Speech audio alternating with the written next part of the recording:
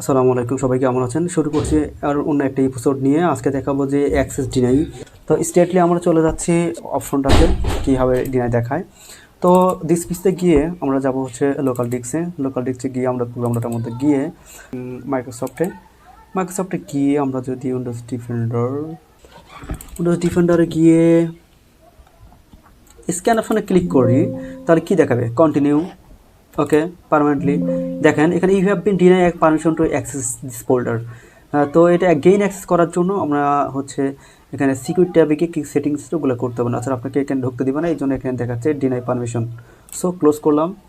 Close করার পরে আমরা হচ্ছে যাব হচ্ছে সরাসরি এখানে আমরা উইন্ডোজ প্লাস আর কিটা একসাথে প্রেস করলে রান অপশনে গিয়ে আমরা gpedit.msc লিখে ওকে করব।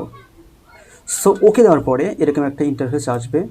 সেই ইন্টারফেসটাকে একটু আমরা বড় করছি। তো এখানে দেখতে পাচ্ছেন উইন্ডোজ সেটিংসে যাব, স্কোর, ওকে। তো এই সেটিংস অপশনে যাব, সিকিউরিটি সেটিংসে গিয়ে আমরা এখানে দেখতে পাচ্ছি লোকাল পলিসি।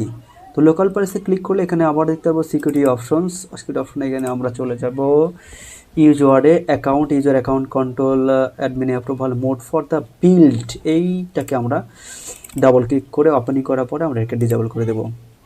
That's okay.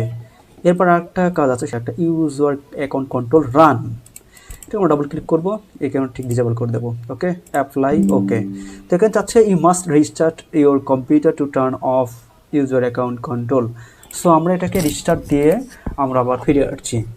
তো আমরা রিস্টার্ট দেওয়ার পরে আমরা এটা চেক করব, দেখি এটা ঠিক হয়েছে কিনা। ওকে, তো আমরা সরাসরি আবার আমাদের পিসে যাচ্ছি। পিসে গিয়ে আমাদের লোকাল ডিস্কে যাব। লোকাল ডিস্কে গিয়ে আমরা এই যে প্রোগ্রামটার মধ্যে যাব। ওকে, তো প্রোগ্রামটার মধ্যে গিয়ে আমরা হচ্ছে সরাসরি মাইক্রোসফটে যাব। মাইক্রোসফটে গিয়ে উইন্ডোজ ডিফেন্ডারে যাব। উইন্ডোজ ডিফেন্ডারে গিয়ে আমরা স্ক্যান অপশনে যাব।